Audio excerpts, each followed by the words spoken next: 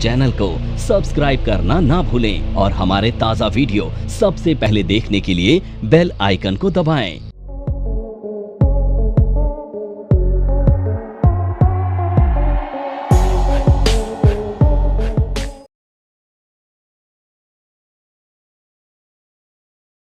अब बात करेंगे एफएमसीजी की, फास्ट मूविंग कंज्यूमर गुड्स। ठीक है, अब देखो एफएमसीजी जो सेक्टर होता है ना, यहाँ पे मार्जिन्स बहुत कम होते हैं, आप जानते ही, कंपटीशन बहुत ज़्यादा होता है। ठीक है, तो इसके लिए कौन से फैक्टर्स इंपॉर्टेंट है, सबसे पहले वो देखेंगे। तो सबसे पहला फैक्टर मॉनसून। देखो अगर इनका रॉ मटेरियल महंगा हो गया तो क्या होगा, ये पास ऑन करेंगे आपको और आप डिमांड करेंगे कम। तो अगर मॉनसून अच्छा आता है तो इसके लिए पॉजिटिव माना जाता है। मॉनसून अच्छा आने से क्या होता है, किसान की इनकम बढ़ती है और वो डिमांड कर पाता है, तो रूरल डिमांड कैचअप हो जाती है।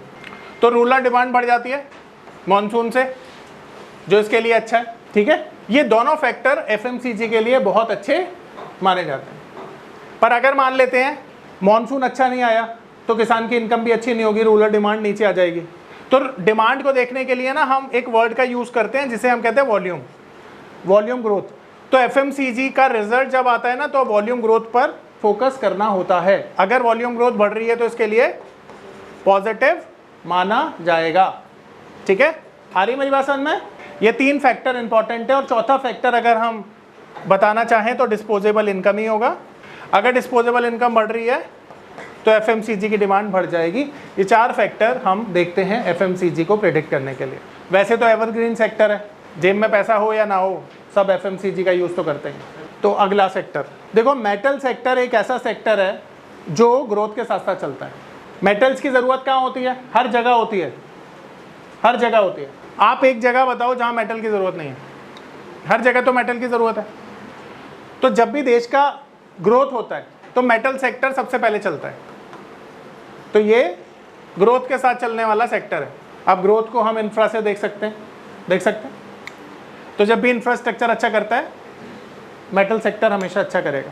देखो जब तुम बिल्डिंग्स बनाओगे, रोड्स बनाओगे, हॉस्पिटल बनाओगे, स्कूल्स बनाओगे, तो इन सबको बनाने में तुम्हें मेटल्स की ज़रूरत पड़ेगी। और लो इंटरेस्ट रेट जब होगा तो लोग बिजनेस करेंगे, जिससे मेटल की डिमांड बढ़ेगी।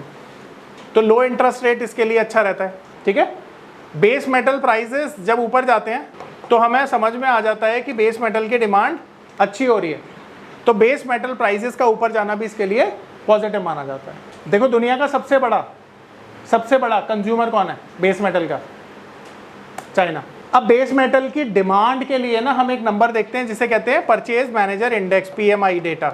पीएमआई डेटा देखना जाता है चाइना का, क्योंकि वहां से हमें क्लू मिलता है कि कितनी डिमांड बढ़ रही है ग्लोबली। तो चाइना का पीएमआई डेटा देखकर भी आप अंदाजा लगा सकते हो कि बेस मेटल के प्राइसेस कहां जाने वाले हैं। तो अगर ये डेटा इंक्रीज होकर आता है तो बेस मेटल शेयर के प्राइसेस अप चले जाते हैं। अब अगर कंपनियां सारा का सारा जो बेस मेटल है वो चाइना से खरीदे तो हमारी इंडस्ट्री को कैसे फ़ायदा होगा? नहीं होगा। तो देखो एक ड्यूटी होती है जिसे हम कहते हैं एंटी डंपिंग ड्यूटी। नॉर्मली ये तब लगाई जाती है जब देश में हमारे देश की कंपनियों को फ़ायदा पहुंचाना हो। ये लगने के बाद क्या होता है, इससे विदेश का जो बेस मेटल है वो महंगा हो जाएगा और हमारे देश का सस्ता हो जाएगा इसे लगाने के बाद। तो इसीलिए जब भी ये लगती है तो बेस मेटल के जो शेयर्स होते हैं उनके लिए ये पॉजिटिव माना जाता है। तो ये जो 5 फैक्टर्स हैं ये बेस मेटल शेयर्स के लिए इंपॉर्टेंट माने जाते हैं। ठीक है, लिख लिया। फ्री ट्रेड एग्रीमेंट भी पॉजिटिव माने जाते हैं, पर बेसिकली क्या होता है कि जो बेस मेटल की डिमांड है नॉर्मली वो सबसे ज़्यादा इंपॉर्टेंट मानी जाएगी। अब जैसे तू मान ले तूने नेपाल के साथ फ्री ट्रेड एग्रीमेंट कर दिया, तो यूरोप के साथ कर ले, तो वहाँ पे क्या है कि तेरे को ड्यूटीज थोड़ी नहीं देनी पड़ेगी भाई, इसमें रिलैक्सेशन मिल जाएगा। तो पॉजिटिव है, बिल्कुल ठीक है, पॉजिटिव माने जा सकते हैं हम। पर नॉर्मली पता है क्या होता है, ये सारा खेलना डिमांड सप्लाई का। अगर डिमांड नहीं है तो तू कुछ भी कर ले, कितने भी इंसेंटिव दे दे, इसके प्राइसेस ऊपर नहीं जाएंगे। जैसे देख कोविड में अच्छे स्टील के शेयर 90% तक करेक्ट हुए थे। 90%, 90 भी छोड़, 95% तक करेक्ट हो गए। तो डिमांड ही नहीं होगी तो फिर कुछ भी इंसेंटिव कर ले, किसी से कोई फायदा नहीं। ठीक है, अब 11वां सेक्टर पावर। देखो पावर सेक्टर की इंपॉर्टेंस गर्मियों में सबको समझ में आ गई होगी कि बिना एसी के जिंदा रहना पॉसिबल नहीं है, राइट? अब बात करें हम पावर की, तो पावर जनरेशन बहुत सारे मोड से होती है, जैसे सोलर पावर होता है, हाइड्रो होता है, थर्मल होता है, विंड होता है, बायो होता है, न्यूक्लियर होता है, ये सब पावर के जनरेशन के तरीके हैं। तो सबसे इफेक्टिव तरीका कौन सा है जिससे कैपेसिटी जनरेट होती है? थर्मल पावर, और दूसरा सोलर पावर। हमारे देश में मज़ेदार बात ये है कि ग्रीन एनर्जी के नाम पर सोलर पावर सबसे ज़्यादा ऊपर है। क्यों है? क्योंकि हमारे देश में जो सूरज हैं वो एक प्रचुर मात्रा में सनलाइट देते हैं, जिसकी कोई कीमत नहीं है, फ्री में मिलती है। तो आप देखोगे कि सोलर पैनल से जो लाइट जनरेट की जाती है, जिसे हम सोलर पावर का नाम देते हैं, ये कैपेसिटी वाइज बहुत ज़्यादा जनरेट की जा सकती है। इसका जीता जागता मॉडल देख लो, गुजरात मॉडल। गुजरात में 30 से 40% जो इलेक्ट्रिसिटी जनरेट होती है वो सोलर से होती है। और पहाड़ों में चले जाओ आप, वहाँ भी आजकल तो जितने भी होटल्स हैं सब में सोलर पावर से ही सप्लाई की जा रही है। तो क्या ये नेक्स्ट फ्यूचर नहीं है? मैं ऐसा क्यों कह रहा हूँ? दुनिया में सबसे बड़ा चैलेंज क्या है? पोल्यूशन को कंट्रोल करना। और थर्मल पावर जब हम जनरेट करते हैं तो सबसे ज़्यादा क्या पोल्यूशन होता है ना सबसे ज़्यादा पोल्यूशन। तो उसे कंट्रोल करने के लिए क्या ये अच्छा ऑल्टरनेटिव है या नहीं? इसीलिए ग्रीन एनर्जी नेक्स्ट फ्यूचर है। समझ रहे हो? नेक्स्ट फ्यूचर है ग्रीन एनर्जी। अब ये जो नेक्स्ट फ्यूचर है, आपने देखा कि पिछले 2 सालों में 3 सालों में जो ग्रीन एनर्जी के शेयर्स थे वो कितना मल्टी बैगर रिटर्न दे चुके हैं। आगे भी कंटिन्यू रहेगा, मुझे ऐसा लगता है। तो देखो, इसमें बहुत ज़्यादा मैं पॉइंट्स तो नहीं नोट कर पाऊंगा, बट आपको एक्सप्लेनेशन दे रहा हूँ कि पोल्यूशन को कंट्रोल करने के लिए ग्रीन एनर्जी एक बेहतर ऑल्टरनेटिव है, सस्ता है, कैपेसिटी जनरेट कर सकता है। इसीलिए ये जो ग्रीन एनर्जी है हमारे लिए नेक्स्ट फ्यूचर ऑफ एनर्जी है। ठीक है? तो इसीलिए ये बेहतर सेक्टर माना जाता है और मुझे ऐसा लगता है कि ये मल्टी बैगर होगा आने वाले दिनों में भी। ठीक है? तो इसके लिए ये सारे फैक्टर्स जो हमने डिस्कस किए इंपॉर्टेंट है। टेलीकॉम इंडस्ट्री, अब टेलीकॉम इंडस्ट्री के बिजनेस मॉडल को समझ लेते हैं। अनिल अंबानी साहब ने बर्बाद होने के बाद एक स्टेटमेंट दिया था कि टेलीकॉम इंडस्ट्री को चलाना हाथी को पालने के बराबर है। अब हाथी को पालना कितना मुश्किल है आपको पता है? हाथी को पाल तो लोगे, हाथी देखो ज़्यादा महंगा नहीं आता, 2-3 लाख का, 4 लाख का, 5 लाख का हाथी आ जाता है, पर रोज़ 10,000 का खाना खाएगा वो, कौन खिलाएगा उसको? है ना? आप बोलोगे इससे अच्छा तो स्टॉक मार्केट में 5 लाख रुपए लगाऊंगा और 1,000 रुपये, 5,000 रुपये, 10,000 रुपये मैं कमाऊंगा। तो हाथी पालोगे या 5 लाख रुपये स्टॉक मार्केट में डालोगे? स्टॉक मार्केट में डालोगे। तो अब ना ये प्रॉफिटेबल क्यों नहीं रहा, क्यों कंपनियां बर्बाद होती हैं, उसे हम समझते हैं, बिजनेस मॉडल को इसको समझते हैं। तो सबसे पहले आपको पता है टेलीकॉम को डिलीवर करने के लिए आपको स्पेक्ट्रम की ज़रूरत पड़ती है। अब ये स्पेक्ट्रम सरकार ऑक्शन करती है, आप लोगों को पता होगा। जो जितनी ज़्यादा ऊंची बोली लगाता है उसको स्पेक्ट्रम मिल जाता है। दूसरा टावर, नंबर ऑफ टावर, और तीसरा जो जितनी अच्छी सर्विस देगा उसको सब्सक्राइबर मिलते हैं, और चौथा सब्सक्राइबर जो पे करता है उसे कहते हैं एवरेज रेवेन्यू पर यूज़र, आरपू। अब ये चारों चीज़ों से हम इस टेलीकॉम को समझने की कोशिश करते हैं। तो इंडिया में देखो 2 प्लेयर हैं जो बहुत ज़्यादा बड़े हैं। एक का नाम है रिलायंस जियो और दूसरे का नाम है भारती एयरटेल। तीसरा भी आइडिया प्लेयर है, चौथे भी प्लेयर होंगे, पांचवें भी प्लेयर होंगे। बहुत सारी कंपनियां आई और चली गई, क्यों? क्योंकि सर्वाइव नहीं कर पाई। देखो ये जो स्पेक्ट्रम है ना, इसकी जब बोली लगती है तो बहुत ऊंची ऊंची बोली पर ये बिकता है, और जब ये बिकता है ना तो कंपनियों को वो पैसा सरकार को देना होता है। अब सरकार को देने के लिए उनको रेवेन्यू जनरेट करना पड़ेगा। अब इंडिया का कल्चर क्या है? इंडिया का कल्चर तो फ्री यूजर्स वाला है। आपने देखा जियो ने 1 साल तक फ्री में कनेक्शन दिया, लोगों ने क्या किया? यूज़ कर लिया। आज जियो देश पर राज कर रहा है, सबसे बड़े जो यूज़र्स हैं वो उसके पास ही हैं। अब समझने की बात यह है कि दुनिया में ना हमारे देश में जो आरपू है वो सबसे कम है, क्योंकि हमारे देश की जो टेंडेंसी है लोगों की वो पैसा ज़्यादा देने की नहीं है। और इसका खामियाजा किसको भुगतना पड़ता है? कंपनीज़ को, क्योंकि वो जब रेवेन्यू जनरेट नहीं करेंगी तो पैसा सरकार को कहाँ से देंगे। इसीलिए आपने देखा कि जो आइडिया है उसने 25,000 करोड़ का बकाया नहीं दे पाने की वजह से सुप्रीम कोर्ट ने उसकी इक्विटी को, आपने देखा डेट को इक्विटी में कन्वर्ट किया और सरकार ने हिस्सेदारी खरीदी ताकि आइडिया बंद ना हो। तो एक सिग्नल दिया सुप्रीम कोर्ट ने भी और भारत सरकार ने भी कि हम बहुत पॉजिटिव हैं इस सेक्टर को हेल्प करने के लिए। तो आपने देखा तब से थोड़ा सा ये सेक्टर पॉजिटिव हो गया है। अदरवाइज मैं अपने स्टूडेंट को बोलता हूँ कि इस सेक्टर से भी आपको दूर रहना है, क्योंकि बहुत चैलेंजेस हैं। अब यहाँ पर सवाल ये उठता है कि जब भी सब्सक्राइबर बढ़ जाते हैं, इसकी रिपोर्ट हर महीने आती है, शेयर के लिए पॉजिटिव है, और एवरेज रेवेन्यू यूज़र जब भी बढ़ जाएगा तब भी ये पॉजिटिव माना जाएगा। तो इसकी रिपोर्ट भी कैसे आएगी? या तो वो सब्सक्रिप्शन चार्जेस बढ़ा दें, यानी टैरिफ जब बढ़ाएंगे तब तब ये पॉजिटिव जो इम्पैक्ट है वो शेयर के प्राइस पर देखा जाएगा। ऑल्दो आपको थोड़ा अवॉइड करना है इस सेक्टर को क्योंकि चैलेंजेस बहुत ज़्यादा हैं। ठीक है, तो आप अगला सेक्टर डिफेंस करेंगे। तो डिफेंस देखो मेजर थीम है आजकल, तो आप देख रहे हो कि भारत सरकार बहुत प्रमोट कर रही है, बहुत बजट का एलोकेशन कर रही है सेक्टर पे। तो ये एक अपकमिंग सेक्टर भी है और ऑलरेडी परफॉर्म कर चुका सेक्टर भी है। ये सेक्टर काफ़ी अच्छे रिटर्न दे चुका है, बट अब इसमें सबसे बड़ी बात जो इसके ट्रिगर पॉइंट है वो क्या है? एक तो मेड इन इंडिया। देखो सबसे पहली चीज़, पहले हम इंपोर्ट किया करते थे जितने भी आर्म्स थे, अब 80% हम एक्सपोर्ट करते हैं। आप देखो हमने बांग्लादेश को एक्सपोर्ट किया, हमने वियतनाम को एक्सपोर्ट किया, हमने थाईलैंड को एक्सपोर्ट किया, हमने और बहुत सारी कंट्रीज़ हैं जहाँ पे एक्सपोर्ट के ऑर्डर्स हमें मिल रहे हैं। तो दो बड़े ट्रिगर हैं, एक तो मेड इन इंडिया, अब ये सेक्टर भारत में ही बहुत सारा क्या कर रहा है, मैन्युफैक्चरिंग कर रहा है, और दूसरा एक्सपोर्ट कर रहा है। और एक्सपोर्ट से आप देख रहे हो कि इन्हें ऑर्डर मिल रहे हैं और भारत सरकार सबसे बड़ी बात है इनको बहुत सारे ऑर्डर्स दे रही है और पैसा भी एलोकेट कर रही है। तो ये सारी की सारी चीज़ें डिफेंस सेक्टर को बहुत अट्रैक्टिव बनाती हैं और ये सेक्टर आने वाले टाइम में मुझे लगता है अच्छा करना चाहिए इसी तरह से। तो ये दो ट्रिगर इनके लिए सबसे इंपॉर्टेंट है। अब एक और चीज़ इसके लिए अगर हम देखें ना, तो ये सेक्टर वॉर जैसी सिचुएशन में और अच्छा करता है। जब भी दो कंट्रियाँ लड़ रही होती है ना तो इसकी डिमांड बढ़ जाती है एंड वहाँ पर पॉजिटिव इम्पैक्ट आता है। तो वॉर जैसी सिचुएशन में भी ये सेक्टर अच्छा करता है। ठीक है, अगला सेक्टर है टेक्सटाइल। तो जो टेक्सटाइल सेक्टर होता है आजकल तो अच्छा कर रहा है। 3-4 चीज़ें बड़ी इंपॉर्टेंट है। कॉटन प्राइजेस, अगर कॉटन प्राइजेस इसके लिए कम हो जाएंगे तो इसकी मैन्युफैक्चरिंग कॉस्ट कम हो जाएगी। फेस्टिवल में लोग कपड़े खरीदते हैं, फेस्टिवल पॉजिटिव रहता है इसके लिए। डिस्पोजेबल इनकम अगर बढ़ जाएगी तो पॉजिटिव रहेगा। ये 3 फैक्टर बड़े इंपॉर्टेंट माने जाते हैं इसके लिए। आ रहा है समझ में अच्छे से? कोई डाउट है पूछ लो। अगला सेक्टर मीडिया। अब मीडिया को देखो हम क्लासिफाइड करते हैं, प्रिंट मीडिया, इलेक्ट्रॉनिक मीडिया और तीसरी एंटरटेनमेंट, डिजिटल मीडिया इसी में आ गई। तो तीसरी आ गई एंटरटेनमेंट। तो देखो यहाँ पे प्रिंट मीडिया तो प्रॉफिटेबल होते नहीं है। आपके घर में न्यूज़पेपर आता है, कितने लोग पढ़ते हैं? कहते हैं न्यूज़पेपर जितने का नहीं आता रद्दी उससे ज़्यादा की बिक जाती है। तो ये कैसे प्रॉफिटेबल होंगे?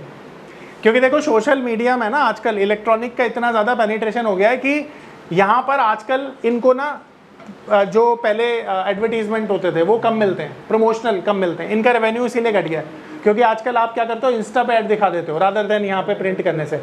यहाँ पे ऐड दिखाओगे कोई पढ़ेगा नहीं, इंस्टा पे दिखाओगे तुरंत रील में देख के समझ में आ जाएगा। तो इसीलिए इनकी डिमांड कम हो गई है, इसलिए इसे अवॉइड करेंगे।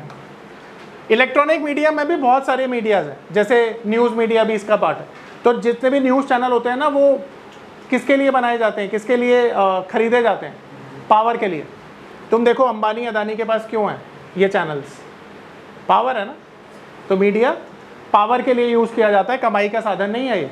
पर तीसरा यहाँ पे एंटरटेनमेंट इंडस्ट्री, ये कमाई का ही साधन है। तो यहाँ पर पीवीआर जैसे शेयर्स हैं जो कब अच्छा करेंगे, 3 चीज़ों पर डिपेंड करता है। एक तो कोई भी बढ़िया मूवी आ जाए, ब्लॉकबस्टर। तो ब्लॉकबस्टर जब भी मूवी आ जाएगी तो ये शेयर अच्छा करेंगे। और फेस्टिवल पे तुमने देखा है कई लोग वेले होते हैं तो चले जाते हैं। और डिस्पोजेबल इनकम भी डाल दे। अब मैं आपको अपना पर्सनल व्यू दे रहा हूँ। मुझे ऐसा लगता है कि जहाँ तक मेरी नॉलेज कहती है इसमें बड़ा रिस्क होता है क्योंकि इसके खर्चे ज़्यादा हैं और अर्निंग कम है। तो इन सेक्टर से भी दूर रहा जा सकता है। ठीक है, स्पेशली है ना, ट्रेडिंग के लिए तो ठीक है, इन्वेस्टमेंट के लिए ज़्यादा अच्छे नहीं है। अब हॉस्पिटैलिटी सेक्टर। तो हॉस्पिटैलिटी में हम अभी 2 सेक्टर की बात करते हैं, एक तो होटल और दूसरा हॉस्पिटल। तो होटल बिजनेस तो देखो आजकल ज़िंदगी ना मिलेगी दोबारा कल्चर पे चल रहा है। तो होटल बिजनेस के लिए हॉलीडेज यानी कि फेस्टिवल्स पॉजिटिव है, डिस्पोजेबल इनकम पॉजिटिव है। ठीक है भाई, ये दोनों चीज़ें पॉजिटिव मान सकते हो। अब हॉस्पिटल के लिए भाई देखो आजकल ना, भगवान ना करे किसी दुश्मन को भी यहाँ जाना पड़े, मैं तो हमेशा यही बोलता हूँ, पर आजकल हॉस्पिटल वालों की तो चांदी चांदी हो रही है। कैसे कि आज के टाइम पे ना ये जो बिज़नेस है ना इतना गलत प्रैक्टिस से चल रहा है कि बहुत कम अच्छे, मुझे बोलने पे मजबूर हो रहा हूँ मैं, कि बहुत कम अच्छे लोग हैं जो बिज़नेस नहीं कर रहे हैं और सेवा कर रहे हैं लोगों की। तो अगर कोई नॉर्मल चेकअप कराने भी जाता है ना हॉस्पिटल में, भाई साहब उसको एडमिट कर लेते हैं लोग। अब इसी वजह से इनके यहाँ पर रूम नॉर्मल प्राइवेट मिल ही नहीं रहे। और हालात ये है कि छोटी मोटी बीमारी जब आ जाती है ना और बहुत सारे लोग एडमिट हो जाते हैं तो ये आईसीयू तक को भी फुल कर देते हैं, आईसीयू में नॉर्मल बेड बना देते हैं। तो ये हाल है हॉस्पिटल का। तो मैं तो चाहता नहीं हूँ कि इनका धंधा चले, हम मानवता का तो धर्म यही कहता है कि इनका धंधा ना चले, पर चल रहा है, क्या करें। आपको पैसा कमाना है तो शेयर मार्केट में तो ये पैसा बना के देंगे। तो पैसे के लिए तो भाई हर चीज़ अच्छी है, क्योंकि नई बीमारी आ रही है तो इनके लिए अच्छी है, हॉस्पिटल के रूम ऑक्यूपाइड है तो इनके लिए अच्छा है। और नरेंद्र मोदी साहब ने 5 लाख तक की स्कीम भी दे रखी है अब तो गरीबों को, तो गरीब भी बेचारा इलाज करवाने जा रहा है, इनके लिए अच्छा है। तो इनके लिए तो बुरा ही कुछ नहीं है, तो पैसा तो कमा रहे हैं तो हर चीज़ पॉजिटिव है। तो हॉस्पिटल शेयर के लिए तो नेगेटिव कुछ है ही नहीं, तो ये तो पोर्टफोलियो शेयर है। पहले मुझे अच्छे नहीं लगते थे, पर कोविड के बाद बुरे ही नहीं लगते, तो खरीद सकते हो। केमिकल एंड फर्टिलाइजर एक ही मैं करा देता हूँ। देखो केमिकल जब बनता है ना तो उससे पोल्यूशन होता है, जो सबसे बड़ा चैलेंज है। कौन सा पोल्यूशन होता है पता है? वाटर पोल्यूशन, जो नेगेटिव है। यानी गवर्नमेंट पॉलिसी इसके लिए आ सकती हैं, तो गवर्नमेंट पॉलिसी से चलने वाला सेक्टर होता है ये, ठीक है। अब देखो यहाँ पे मुझे चाइना को बीच में लाना पड़ेगा। अब तू देख कैसे लाया चाइना को बीच में, अब लाना पड़ेगा समझाने के लिए। चाइना में क्या हुआ, बहुत पोल्यूशन होने की वजह से वहाँ की बहुत सारी फैक्ट्रीज को शट डाउन कर दिया गया जो केमिकल प्रोड्यूस करती थी। तो जब चाइना ने केमिकल को प्रोड्यूस करना बहुत कम कर दिया, तो ये किसी कंट्री के लिए तो अपॉर्चुनिटी बनेगी, और ये अपॉर्चुनिटी किसके लिए बनी? हमारे लिए।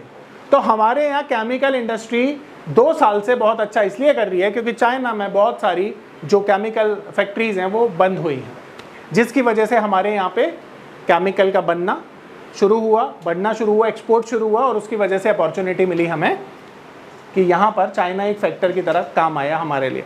अब सवाल ये उठता है कि केमिकल का यूज़ कहाँ नहीं होता। भाई साहब ऐसी एक चीज़ बताओ जो केमिकल फ्री है। सब्जियों से लेकर फ्रूट्स तक आजकल तो सब में ही केमिकल है। तो केमिकल तो एक एवरग्रीन एक सेक्टर हो गया जो हमेशा चलेगा, ठीक है। तो ये हमेशा चलता है, एवरग्रीन सेक्टर है और आने वाले दिनों में भी अच्छा करेगा। मॉनसून जब आता है तो फर्टिलाइज़र और अच्छा करता है। तो ये केमिकल और फर्टिलाइज़र दोनों को मैं एक तरह से बता रहा हूँ क्योंकि केमिकल और फर्टिलाइज़र समहाउ कॉमन सेक्टर ही है, ठीक है। तो ये फैक्टर्स हम देखेंगे इसके लिए। देखो भाई लॉजिस्टिक कब अच्छा करेगी, और 5 ट्रिलियन इकोनॉमी अगर हमें बनना है तो यही वो सेक्टर है जो हेल्प करने वाला है। पहले क्या होता था, हर एक स्टेट में ना अलग लॉजिस्टिक का, जिसे चुंगी कर कहते हैं ना, ये हर एक स्टेट का अलग होता था।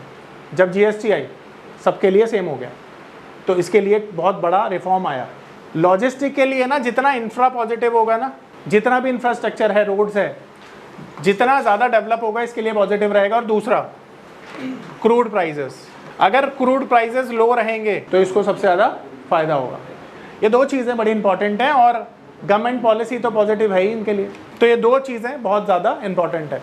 एवरग्रीन सेक्टर है, हमेशा डिमांड में रहने वाला है। देखो ये लिकर सेक्टर जो है ना, ये सेक्टर आजकल एवरग्रीन हो गया क्योंकि यहाँ पे जो पीने वाले हैं ना वो बहुत ज़्यादा हो गए हैं। अच्छा देखो हमारे यहाँ पे कल्चर अब इस तरह से बन रहा है, आप देखते हो।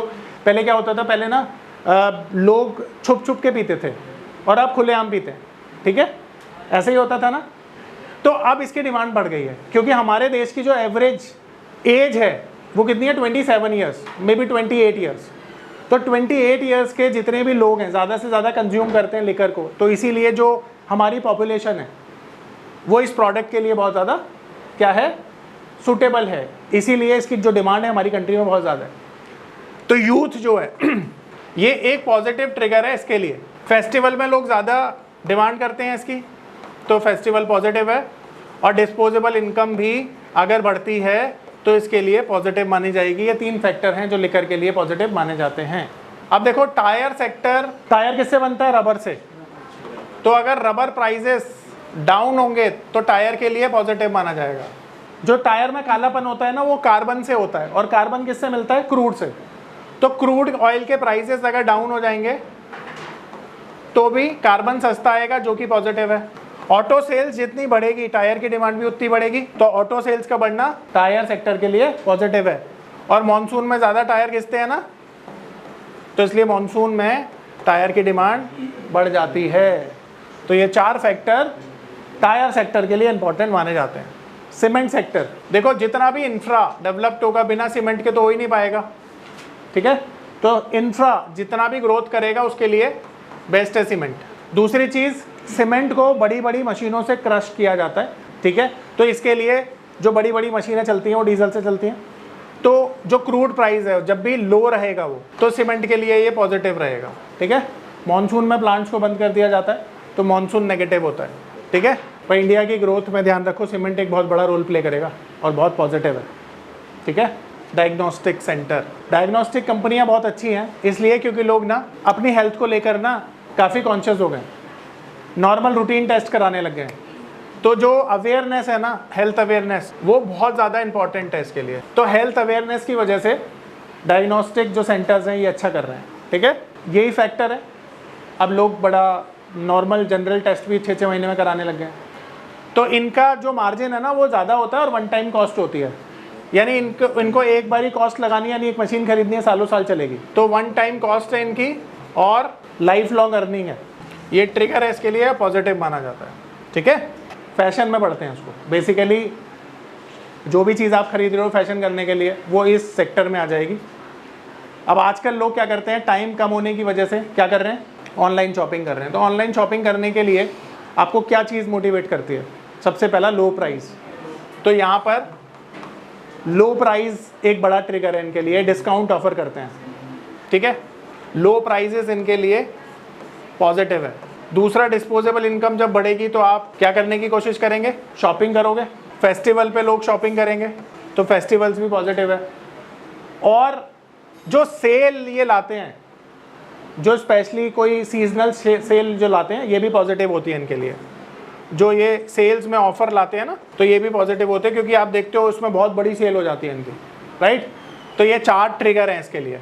मेरा नाम है अतुल। मैं एक नामी होटल में मैनेजर के तौर पर जॉब करता था। मार्च 2020 में लॉकडाउन के दौरान मेरी जॉब चली गई। उसके बाद मुझे घर चलाने और बच्चों के भविष्य की चिंता होने लगी।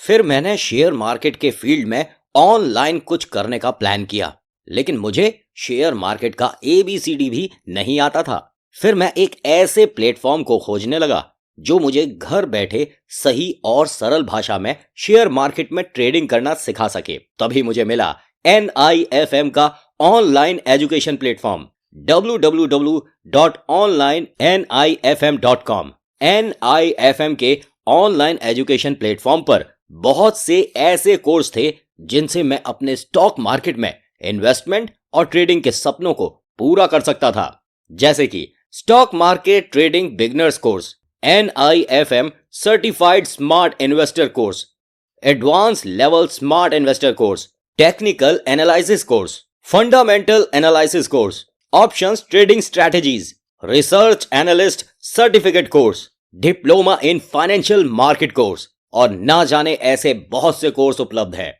फिर मैंने www.onlinenifm.com की साइट पर जाकर NIFM का NIFM certified smart investor course को ऑनलाइन परचेज किया, जिसको सीखने के बाद मैंने जाना कि शेयर मार्केट से पैसा कमाना कितना आसान है। बस आपको एक सही प्लेटफॉर्म की जरूरत है, जो है www.onlinenifm.com। NIFM के ऑनलाइन प्लेटफॉर्म की वजह से मैंने लॉकडाउन के दौरान शेयर मार्केट से अच्छी इनकम भी जनरेट की।